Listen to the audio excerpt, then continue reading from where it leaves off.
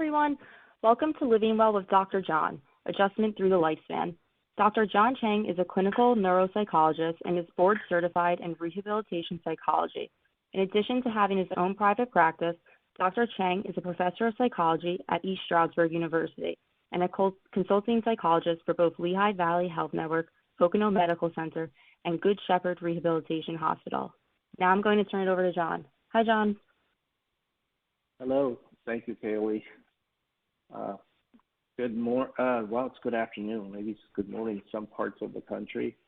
I appreciate everybody for logging in and allowing me an opportunity to present to you today.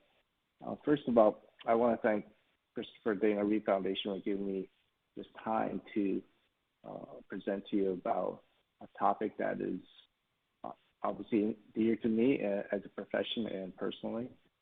I like to also take an opportunity to thank Angela from the foundation. She's been critical in getting me through to this point of presenting. So thank you, Angela. As well, Kaylee, who's online right now, she is helping me navigate through all the logistics of technology. I'm hoping that we don't have too many hiccups today. It is my first webcast.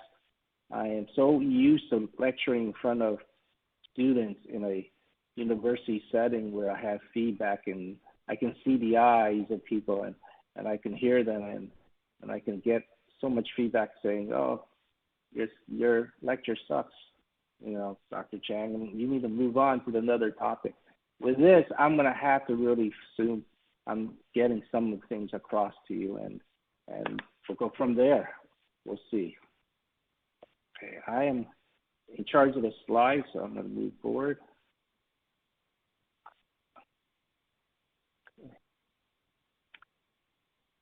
So Kaylee gave a little bit of my background. I am a professor at East Stroudsburg University. That is my full-time job. I teach undergraduate students. At this point, I trained doctorate students for many years, and I was a researcher down in Gainesville, Florida, and now I am predominantly a teacher researcher at East Stroudsburg University. I completed my doctorate at the University of Connecticut. I completed my postdoctorate in gerontology in Gainesville. I am a board certified rehab psychologist, and I am been licensed psychologist for about 22 years. Personally, I am when I was 19 and had my surfing accident, I was a C5 complete Asia B in diagnosis and category. So it's about 33 years now. It's a long time to be disabled. I remember the day when I was just a few months post-injury, and my parents introduced me to someone that was 4 years post. And I thought, wow, this person is 4 years post. That's a long time to be disabled. And now here I'm 33 years post, so things change. So personally, I'm also married. I have 2 crazy little dogs, and which are great. And so what I'm hoping to do today, which may be similar and different to many other presenters, that I'm hoping to present professionally some of the experiences that I've been taught over the last 20, 30 years. But I'm also hopefully to integrate a little bit of personal self with the presentation. The overall topic that we are going to talk about today are process adaptation. It's practical skills, some techniques. Now, this presentation is a split of 2 presentations. There's a 2-part to it. Today's part. I try to do everything in one, but in reality, after we looked at the content of everything, we realize that we are going to probably have to do it in two. And I thought of talking about what is probably the meaty stuff of what many people be interested in, is the anxiety, the depression, the PTSD, the chronic pain process that sometimes occurs. Instead, I'm going to step back a little bit, because not everybody gets depression. Not everybody becomes suicidal. Not everybody gets anxious. Actually, in many individuals, over 50% at times, adjust with their disability fairly well. So I'm going to talk about today is more of the process of the basic concepts. What does that mean? Okay, let me step back a little bit, and so we have a big overview of what we're talking about. Let's see if this thing is working here. It's going to be broken into about three parts. The basic concepts, which are things like, I'm going to switch over here, stress, crises, these 8 things. These chronic basic concepts is what every person with a chronic illness or spinal cord injury has to overcome to move well, to go into a quality of life that you are happy with.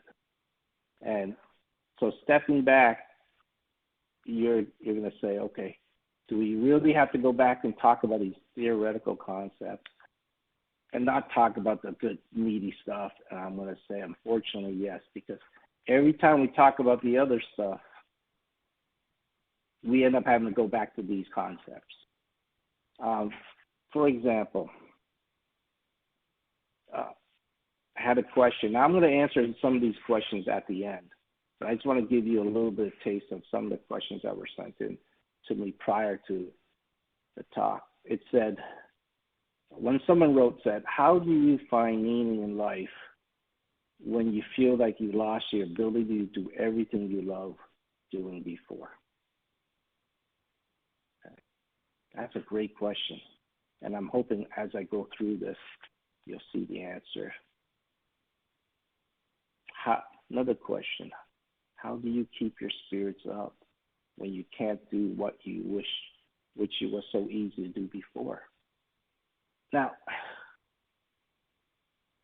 so again, these are really good questions. And we are going to talk about these basic concepts first. And these basic concepts are how you adjust to your spinal cord injury. And I'm going to briefly talk about some personal aspect as we go through each one of these concepts. Okay, so let's start with stress. As a spinal cord individual, who does not have stress? I mean, tell me out there. Is there anyone listening right now out there that feel like they do not have stress at all? I remember reading one of the support group questions, and a person wrote, I didn't have personal care attendant. They moved on. I didn't have anybody for a while. So how do you manage that when you can't get up in the morning? Those are really bad stress. Now, there are good stresses. Don't get me wrong. There are good stresses in life. And you're saying, well, what are those? Some researchers, mainly one called Lazarus and Folkman out in Berkeley, they wrote that good stress is something like, oh, your stomach getting hungry, so you know you need to eat. And good stress is like your alarm going off in the morning, so it tells you got to get up. So those are good stress. Bad stress is having, you tell me, having a bowel accident while you're during the middle of the day, while you're working or you're out with your friends. When I was preparing for this, I was trying to think of some of the patients I had and some of my own life experiences, and I'm thinking, what was one of the most stressful times in my life one time?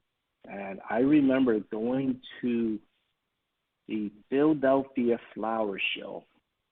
Two of my friends, nicest friends, wanted to take me there because they just wanted to get me out of the house. And it was about a 2-hour ride. And I was like, great, let's do it. Let's get out. Unfortunately, it was one of those days that my stomach was not doing well, and I was going to have an accident. And when you're stuck in someone else's car for 2 hours and you're having these issues, my God, I thought I was going to have the most stressful lifetime ever. So anytime you have a spinal cord injury, your frequency and severity of stressful situation increases significantly. It is so much more often than if you didn't have the spinal cord injury.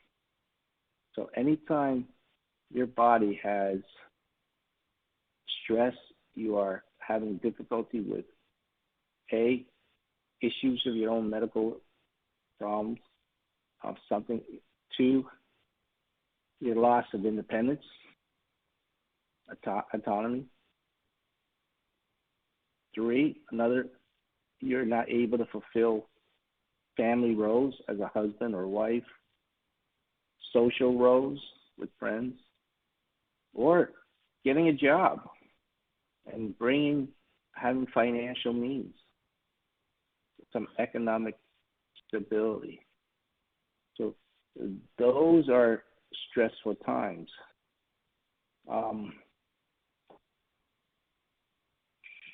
Here's a question that relates to stress. Someone sent in. It said, even though I suffer a C5T1 spinal cord injury and worked hard and was fortunate to able to walk with a limp, I still get stressed over the things I can't do alone. Will this ever stop? It's been 2.5 years. That's a great question.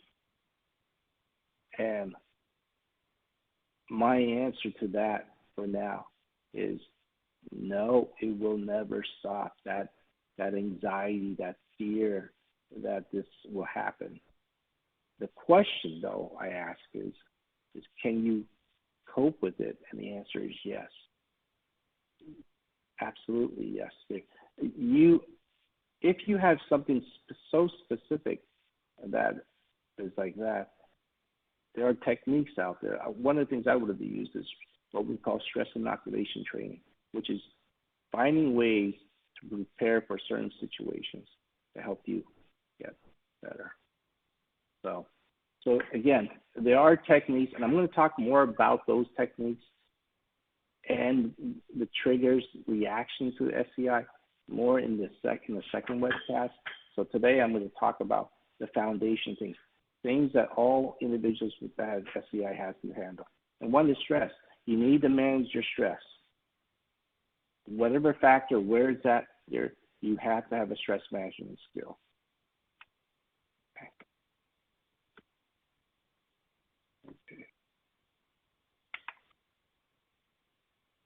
Go to the next one.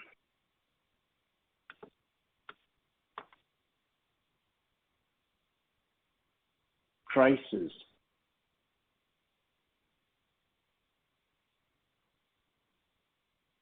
The only thing predictable about spinal cord injury is the unpredictability. I saw that someone wrote that one time. Something always comes up, what we call crisis mode. medical issue or a wheelchair issue, I personally use an electric chair. I've been in a chair for many years, and I'll tell you a little bit about that more when we talk about image, self-image, and body image. But nothing worse than when your wheelchair breaks down and you're stuck. And those of you who use an electric chair, tell me, you've had stories of how you're in a bad place at the wrong time and bang, everything just goes. That is a crisis mode. Now, that is something you have to expect. Now, you try to avoid these situations and times as much as you can,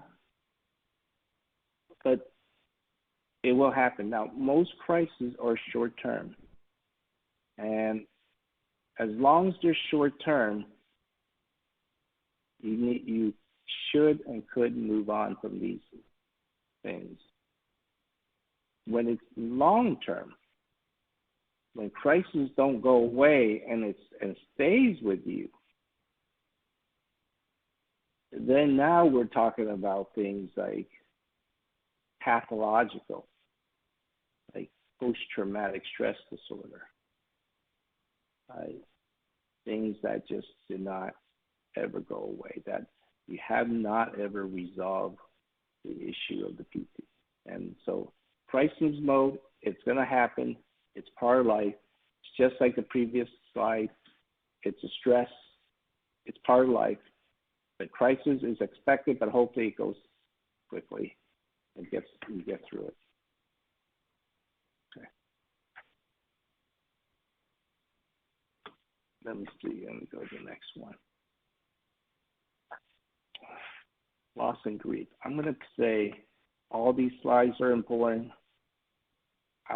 This one is, I'm going to point out that it's probably one of the more pertinent ones. When you have a spinal cord injury, you are losing a big part of what you used to be. You are going to go through this process of mourning for that lost body part. Some of us will take longer than others to get over it. So this sense of grief, this bereavement, despair, that this has changed in you. I recently lost my father last fall, right by Thanksgiving, and this first year has been very different.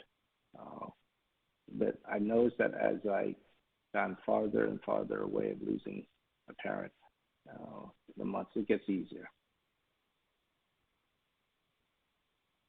When it comes to loss and grief of your own body part, that is so different. It is not like mourning loss of a loved one. The reason it's different is because every day there's an event or there's something that reminds you of what's the difference between what your past and what your present and what your future entails because of this loss. I have to say, after 33 years, you would think I've gotten over this one very well. But I still wake up every morning not wishing I had to go through this 3-hour morning routine. It's such a reminder that I had lost everything that was physical for me. And we call that chronic sorrow. It's just consistent over day after day of a reminder. Now, don't get me wrong, it does get better every day as long as you're able to find other things in your life that can guide your attention, that can distract yourself, that can give you meaning. If you don't and you stay on with a disability and that's the only thing you have every day, this chronic trigger will put you in a position of feeling worthlessness, hopelessness, and you'll withdraw from others. And again, that goes into the other part of these basic things will trigger depression, anxiety, denial, all those bad things that we don't want to be in. Okay. I'm painting such a bad picture right now, and it's really not that bad. I can tell you, there is a lot of hope and optimism. There's a lot of great people out there in rehab that can help you with all this. But I'm trying to give you, again, the basics of what to think about. And when you're sitting in your room, you're sitting in your house, and you're saying to yourself, why do I feel so down? What makes my life feel so miserable? These things may be the foundation of where you're at. Okay. All right. So the chronic sorrow, loss, and grief.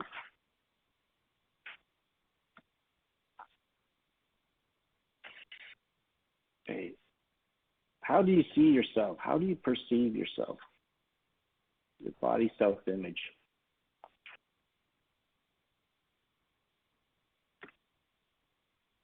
One of the things I do,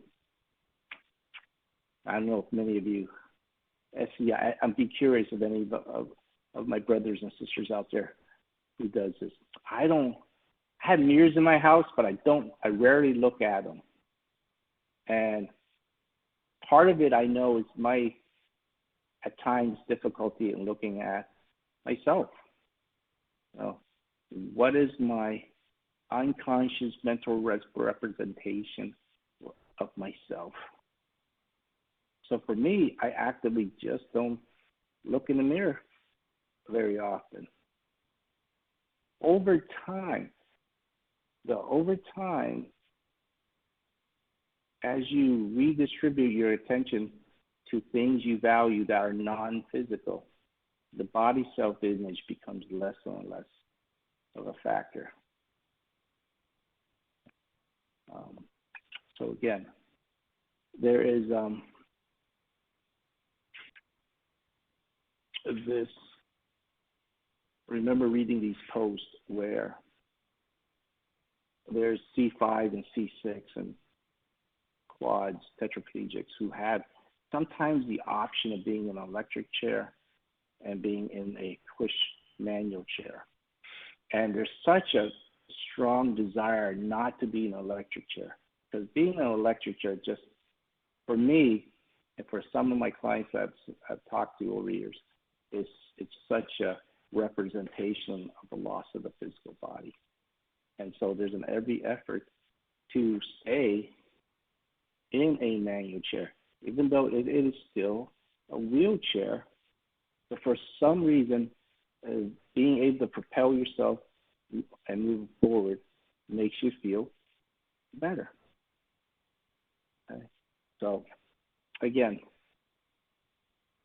what is your unconscious representation of who you are?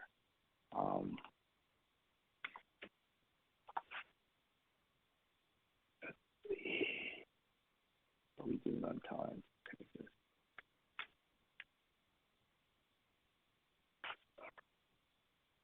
One second, we went too far. Okay. So these next 3 slides from body, self-image, self-concept, and stigma, these 3 areas will overlap a lot. What is your identity of who you are? How do you link your self-body, your self-image, to your self-concept? this is a conscious act of how you relate to society. For some individuals, it's really hard. I'll give you a story here. When I teach every semester, the first day of class, I know when I go into class, there's going to be 40, 50, 30 kids that are going to look at me, and the first thing they're going to see is, whoa, who's this guy in a wheelchair? And that's what they're going to see for the first 10 minutes. And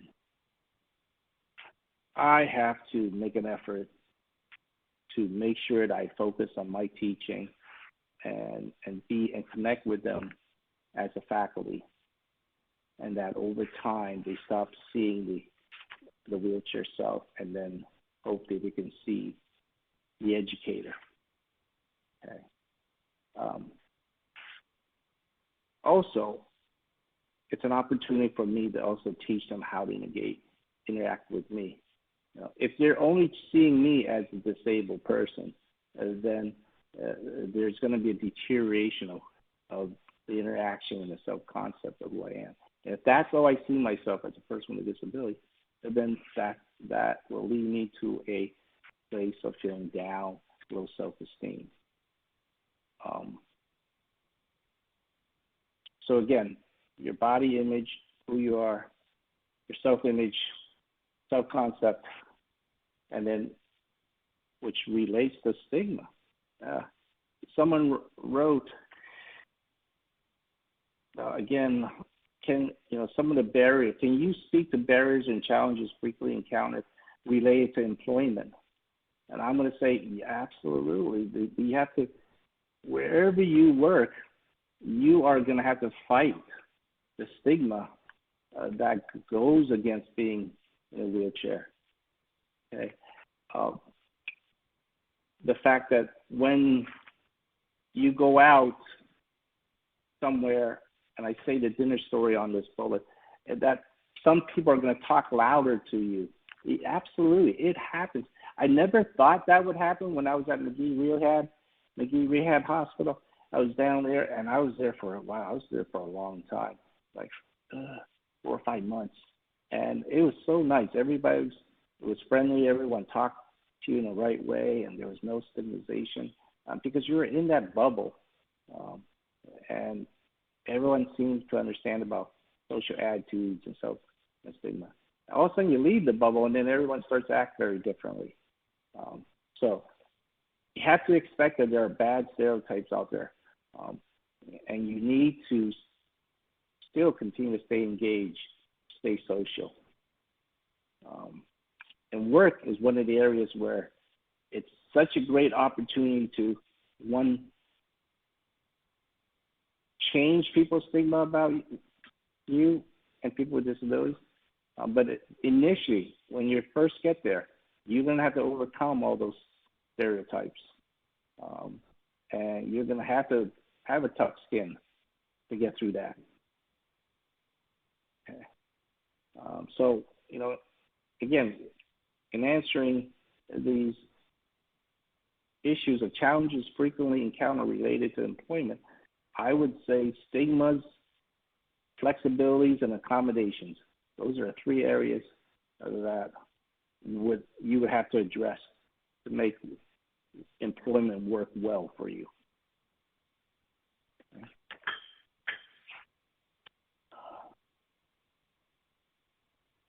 All right, next slide.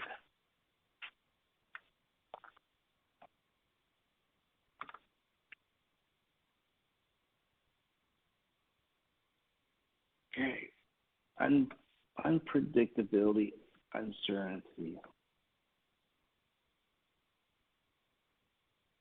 One of the things I know is that our brain hates unpredictability. Anxiety ramps up when you have unpredictability in your life and uncertainty. There's a common saying in psychology that if you're depressed, you're thinking about the past. If you're anxious, you're thinking about the future. So, and your brain sits there and says, I need predictability. For us, people with spinal cord injury, there's definitely some predictability. For many years, I knew that when I went to bed, that next morning I should have the same function. And that was fairly predictable for most of my life. I've moved from C5 to more of a C4 type tetraplegia, and that was a shock, a scare. All of a sudden, I thought this was going to be somewhat certain. And growing old for many of individuals like us with spinal cord injury, I've realized all the things that I've taught about for geriatrics of elderly people, it hits me, it hits many of us probably about a decade or two earlier than they do. So if you think of it, anyone over 65 and they're having these issues of mobility and sensory changes and osteoporosis, that's hitting us individuals, or at least myself, we were in the 50s, who have been in a wheelchair for 30 years. So that is a new unpredictability that seems to be growing in my life.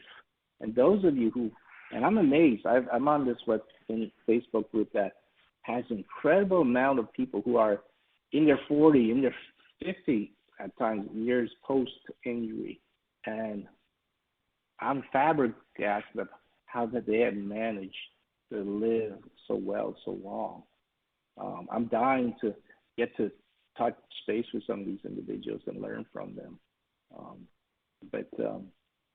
Yes, as you get older, it seems like the uncertainty and unpredictability seems to increase. But that's in general for most older people who are not disabled as well, spinal cord injury. So we're really just following the same path of most individuals as they grow old. So, okay. And the last basic thing that and probably the most important one out of all this, and it's geared to many of the questions that have been sent to me, is the quality of life. What kind of quality of life do you have with your spinal cord injury? And the answer is you definitely can have it. Now, I'm going to say many individuals with spinal cord injuries and individuals have a fairly good quality of life most of the time for most of their lives. If it's intrapersonal, are you satisfied with where you're at today? Are you satisfied with who you are? Is it interpersonal? Are you satisfied with your family members? And extrapersonal. Lastly, are you happy with the work, your social engagement? I'm going to answer this one question right away because I think this pertains to many of us here. This person here. It says here, I am a 22-year-old post-injury. I'm a 22-year-old quad with a PhD and a full-time educator. And I want to, first of all, thank you, Jeremy, for emailing this in. I am still experiencing discouragement from chronic pain, recurring UTIs, and state Medicaid bureaucracies. I love my wife and 2 children.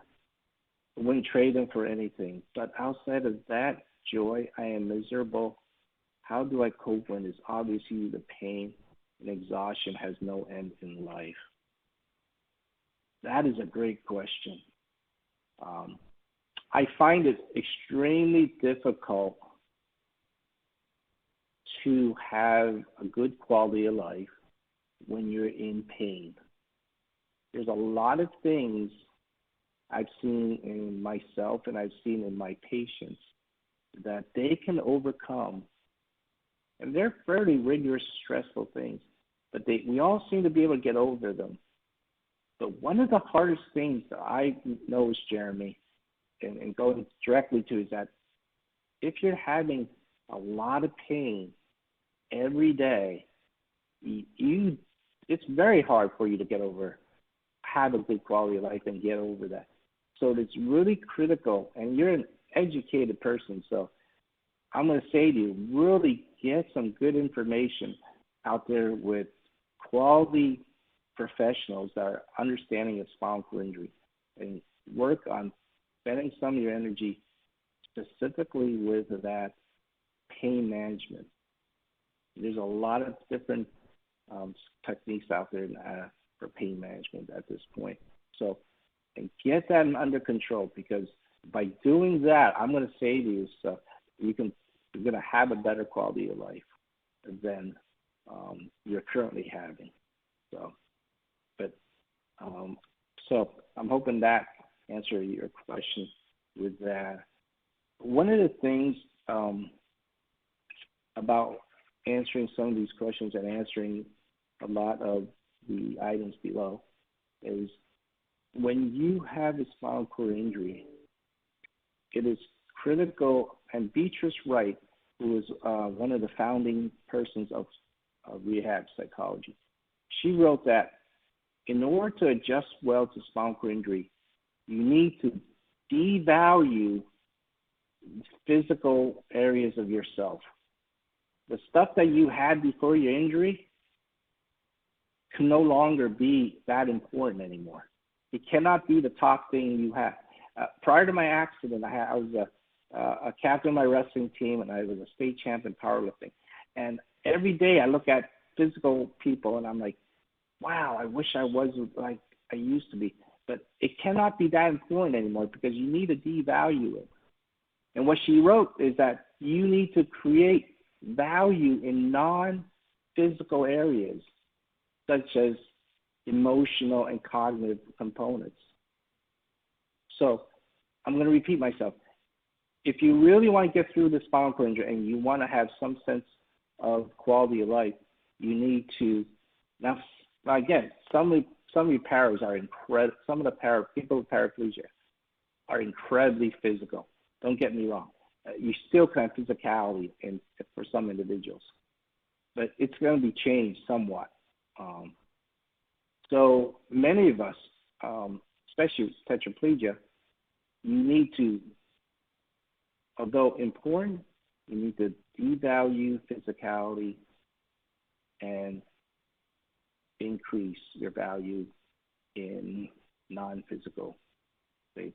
And one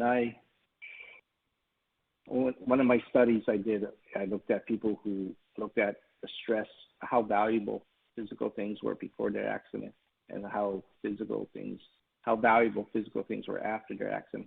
Many individuals who were adjusting well said that it was not as important as it was prior to the accident. So by having this specific change, this will avoid this chronic sorrow that occurs every day when you wake up. And my routine takes like 3 hours every morning. And God, it is one of the worst things you have to go through every morning. It's just 3 hours every day, 3 hours. It's like, what a waste of 3 hours. I would love to get up and just get going, but I know when I open my eyes up, it's like, okay, I got to wait for another 3 hours to get through my day. And so I hope that answers some of the questions and thoughts.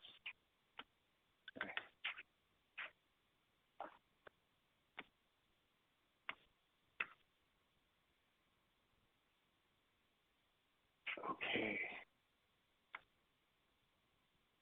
So somehow,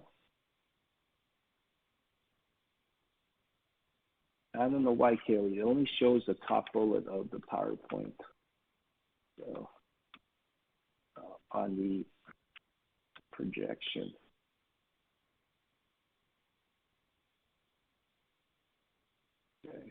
There you go.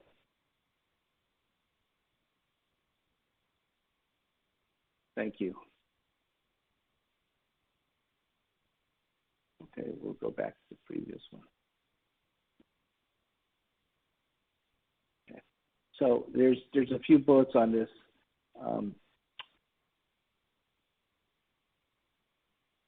Next webcast, I'm hoping to cover the depression, the anxiety, and some of the coping methods that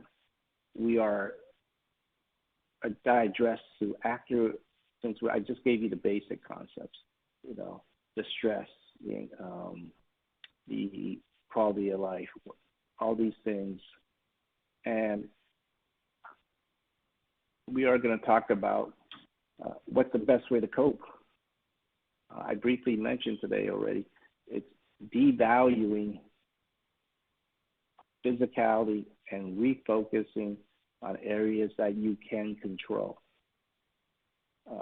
It's similar things we always, in therapy, I always tell my clients, what do you think about the weather tomorrow? And people will be like, yeah, if it's a nice day or it's not a nice day. And the question is should you focus much about the weather? No, because whatever the weather is, if it's a nice day, you dress a little lighter. If it rains, you carry an umbrella. So you can't control the weather. So there's certain things in your life you cannot control. Those things you need to avoid and not even think about. Focus on the area you can control. We call Julian Roeder, a famous psychologist, he was a mentor of mine in University of Connecticut. He says, he wrote about locus of control. Are you an internal locus of control person, or are you an external locus of control person? If you're an internal, meaning I control some of my destiny, then you're more apt to do better in your adjustment. If you're an external and you rely on things to happen, and then you're probably going to do not as just as well as others. So we're going to talk about reactions. We're going to talk about coping skills in the next webcast, and in our next talk. How are we doing on talk? Like this. So to reiterate, these basic concepts that was addressed in the previous slides, the stress, the uncertainty, the stigma, the body image, quality of life, these are things you have to say to yourself. If you're not in a place where you want to be right now, and you're listening to my webcast for some direction, I'm going to say to you, answer those questions about yourself. Do you feel good where you're at? Do you have a lot of stress in your life? Is your life full of unpredictability? Are you constantly in a crisis mode? Do you have a sense of quality of life? If you don't, then these are areas that needs to be addressed with a professional or with some help. Okay, because those are areas. Now, don't get me wrong. Even after 33 years and myself teaching these things, I'm still learning. I'm still understanding every day of how things are working. One of my mentors who just recently passed away last year, right before he died, I said, you know, what can you give me that I should know about life? And he said, John, make sure you have a little more joy in your life. Don't just go through life doing the things you enjoy. I love being a psychologist. I love being a professor. But I would have to say that I don't have a lot of joy in my life every day. And so every day I make a little more time to find a way to have a little more joy in my life. Okay, so it's 45.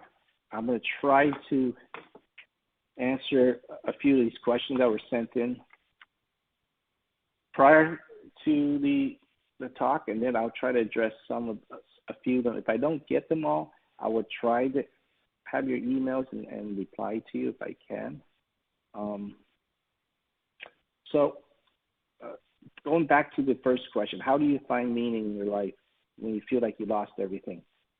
I'm going to go back to Beatrice Wright's work on you need to find value in things that you can control. You need to find value in things in areas that can be interesting to you. You need to let go everything you physically, not everything, but many of the things that's related to physicality because you've already lost them.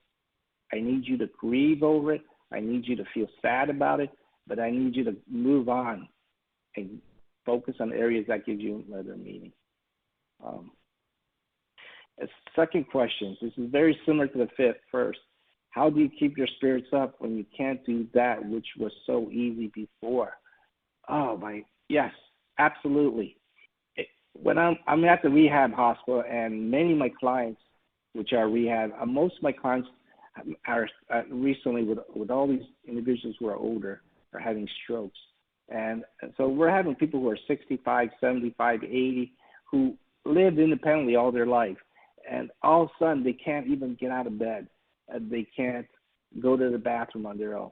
And so it's so frustrating for them to adjust to these basic limits.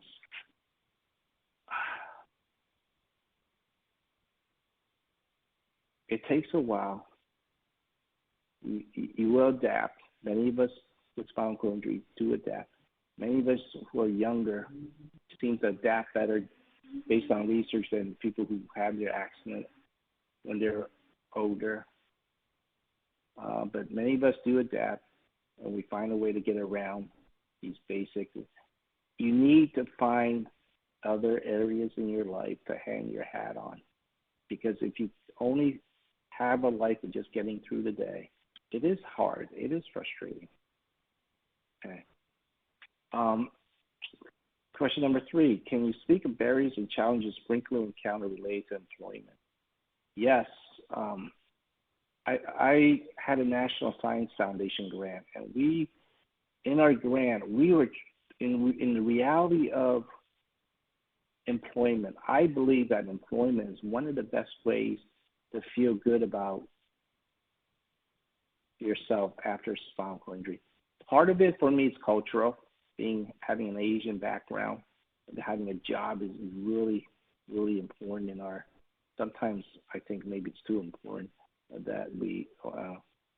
But so you need to find a career, and in this grant, we actually sort of guided people more towards technology and software and computers, because that is the career where you have the greatest flexibility. Because our lives are so unpredictable and our medical issues are so unpredictable and our wheelchairs break down, we need a career that allows us so much flexibility. And being a professor allows you that. Being a psychologist allows you that. And being a computer software. And the jobs in the future right now are in software and engineering technology. So if I were you and if I was young, I would go into technology because that would create flexibility. It will allow, so 3 areas: flexibility, accommodations. You want to have a career in a company that's willing to accommodate you. I'm going to say to you though, don't go in telling them this is what you need to do for me, this is what you need to do for me. A lot of businesses, they get scared when they hear all that. You need to go in, address some of your main concerns if needed, and get hired. And then try to change the stigma about your disability over time by being a great worker, outstanding person, optimistic. And through those are 3 areas I would think are very important in getting a good employment. Okay. Let's see. What are the 3 most overlooked criteria for living well with spinal cord injury? And this person was great. I don't have the name of this person, and they wrote in the parentheses, not necessarily the obvious textbook answers. So this person must know that I'm a faculty because they want to make sure I don't answer only what's in the textbook. So, and my answer to you would be chronic sorrow. Every day you are going to be reminded of things you've lost, like things you can't do. Every day your surrounding is going to have something that's going to say to you, you can't no longer do that. I think that's one of the areas that's hardest to get over. I think it's a reminder, even gifted people who are, and I have, I try to surround myself with many gifted people that have achieved a lot more than I have. I have a great friend named Dominique down in Florida. I have a great friend now named Juan in Philadelphia. And when things are hard, I call upon them, and they remind me that some of the things are good in my life and their lives. So, but this chronic sorrow, that it's a reminder of what I've lost. That is hard. Okay.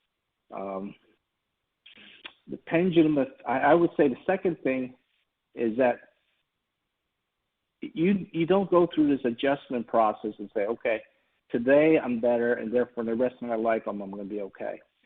You go through these back and forth pendulum process of adjustment. So some days you're going to be better, and then in other days you're not going to be, and that's okay.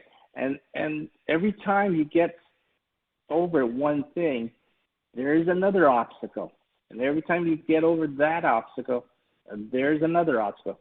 So you're constantly going back and forth on having good and bad and this pendulum process. But what I do say is, though, every time you get over a hurdle, it gets easier. The hurdles seem to get a lot lower than the previous one. So there is a learning curve, and you're getting better, but you constantly got to be challenged. And as you get older, you're going to be challenged once again and again of these hurdles. And the last thing, I think it's 3 overlooked criteria. So I said chronic sorrow. I said the pendulum effect of having all these obstacles. And the third thing I'm going to say is, as I get older, being 33, I'm noticing that there's a significant physical deterioration of my body over time. I'm getting a lot more joint pain. I'm getting a lot more skin sores down there.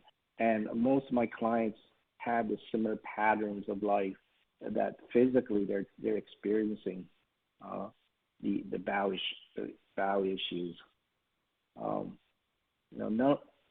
So top 2 reasons why people pass away with spinal cord injury is sepsis and pulmonary, I believe. I think those are 2. So having to avoid those things is something that I start to think about more, making sure that I keep things clean. I try to avoid having anything that's dirty. And with these era of COVID-19, you want to be able to wash up and make sure everything's nice and clean. Okay, I have a little question. It says here is, how can you locate a mental health professional who specializes in expertise and adjustment to SCI outside rehab hospital settings? And that's a great question, because not every counselor, every therapist, you go in and say, and they're like, I think I was reading a recent blog on the foundation that talked about how, does everyone really understand how to work with someone with a wheelchair? I personally would, and I guess I'm being biased, would only go with someone who is in the rehab field. They should be trained in this area. So I will put up a link I'm a board certified rehab psychologist. So if you get in on the American Board of Professional Psychology, and there's a part that says locate practitioners, and if you put your zip code and the type of board certification, and usually you just click on rehab psychology and the zip code, it'll give you names of local therapists that are board certified in that area in rehab. there's not a lot out there, but that's one way to get it. Okay. Okay, this looks like we have a few more minutes. We have 5 minutes, so let's see. Make sure I cover. How do I discuss the role of faith in adjustment? I believe that faith can be an incredible coping mechanism and adjustment to SCI. I have several clients that has faith as a big part of their life.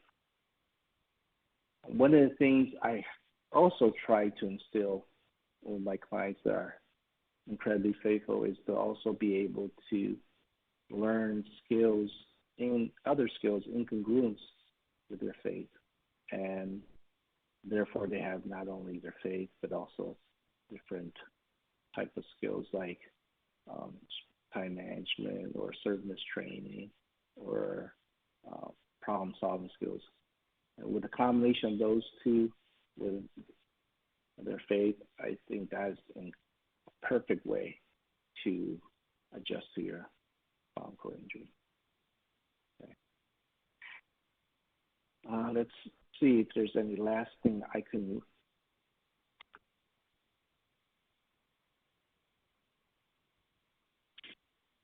Says my stress is mostly physical is a question. I'm going to answer it. It's pain is a big part of our lives, as if not early on in our disability, it's the later part. I wrote a chapter in a book one time about managing pain, and what I researched in pain management is that 50% of pain is psychological and 50% of pain is medical. So when you are stressed out, your pain level is going to go up. When you are calm, relaxed, and feeling comfortable, your pain level will go down. Now, will you ever get rid of the pain by going to a psychologist? I'm going to say no, probably not. But you can reduce that pain level down to a point of a 7 to a 3 or a 6 to a 2 to a point where it is manageable. So when you're out there seeking all these medical treatments for pain, don't forget the psychological part, because that will help adapt to the pain that you're experiencing. Let's see. I'm going to go with one last question. I'm going to read here. What is the advice you would give a recent spinal cord patient? My boyfriend is 24 and broke his C5 a month ago, and I haven't been able to see him due to COVID-19. I want to be able to support him the best I can. Wow, that is a tough one. It is a strange time. I had a patient yesterday who was in the hospital. I'm calling in from video, and she has paralysis on her left side, massive hemorrhage. And I said, what is the most difficult thing you have right now? And I'm thinking she's going to talk about, the paralysis, the inability to get out of bed, unable to take care of myself, but all the things physical. What she said was, no, the hardest thing for me is I can't see my children. She has 4 children, but 3 of them are under 18, so they can't go into the hospital. And so what I'm going to say to you is it's a hard time. It's a difficult time. And try to video chat in as much as you can. And when you video chat, just listen. When you're early on in your injury, Most of us just want to be heard and want us allow us to vent. We do not want practical solutions usually. We don't want to be told that life will be okay. We don't want you to tell me that everything will be good in a few years. They just want to be heard. I would just want to be heard. And so in answering this question, be there for your boyfriend. Try to be calling as often as you can. Help him vent of his concern, and be supportive and understanding. And that's what I would suggest. So I'm going to leave you with a story before we finish off here. We talked about a lot on all the stresses in life and how our self-image and our desire to be independent and quality life. I'm going to leave you this brief story, and maybe you can answer this a little bit. So I was in grad school, and I was coming home, and I came home, and my roommates were in classes during the day, and my classes were more later on there at night. So I was coming home, it's lunchtime, and I was starving. I was hungry, but there was no one around. Usually, there's meal times I always have to have someone to help me, assist me with either preparation or setting up. But today, no one's around. I was hungry. So I called this the hot dog story. I thought, okay, maybe there's something in the fridge I can get. Being a C5, I didn't have Tino Visas very well. So I stuck my hand in the fridge, opened the door. I looked on top. I said, wow, thank God, there's hot dogs on the top. So I was able to stick my hand in the fridge. I wiggled the hot dog around, got it between the fingertips, pulled it onto my lap. Cool. Now this took more like 20 minutes. It sounds like it only took a few seconds, but for me, it took about 20 minutes. And then I moved over to the microwave. I was able to pop the microwave door open. I threw the hot dog in there, and I wasn't even going to try to find where the hot dog bun was. I probably couldn't reach it anyway somewhere, but I was like, you know what, if I can at least get the hot dog, I'll be happy. Shut the hot dog, ran this thing. You know how hot dogs look when they're in the microwave. One end usually blows up. It looks weird. It looks like it just morphed into something like an alien. But after a minute, it was hot. I could tell it was steaming. I gave it a few seconds, and then I tried to get the hot dog back on my lap to go over by the table to eat it. So as I was doing this, I dropped the hot dog. It rolled off my lap board onto the floor. I was like, oh, shoot. Man, okay. Problem solving, right? I had to stress, unpredictability. Things are going to happen. I was like, but I'm going to be independent today. I'm going to get them. So I have a quad reacher. I don't know if anyone you've ever had a quad reacher before. It looks like a reacher that people use to grab things, but unfortunately, I can't squeeze the handle. But this quad reacher, what it is, you put your arm through this little thing that holds your forearm, and then there's a string on the back end with a little ball. So you pull the string with your mouth, and that opens and closes this quad reacher clamp at the end. So I start chasing this hot dog across my living room, trying to get this thing, as I move my wheelchair and chasing it and try to get this thing in the clock. So this hot dog is starting to roll. And it's starting to pick up.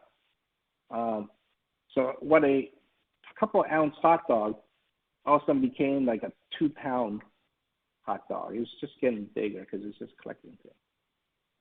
So after chasing this thing around back and forth in my living room for about an hour and finally getting in my lap, getting into the reacher and put it onto a table and then getting to my lap, I had a big decision to make. What do you think that big decision was? Now, if you were in my class, people would be shouting, oh man, you got to decide if you're going to eat this or not, right? You're going to That's the decision I had to make. Am I going to overcome this crisis, or do I just let it go? So I'm going to let you email me. Let me know if you, or show in the audience chat what you would do. Would you eat it or would you not? I'm going to let you know in my second webcast. So thank you. That's all my time. I appreciate giving me this opportunity. I hope you enjoyed it. And I will hope you see you in the second webcast. Bye-bye.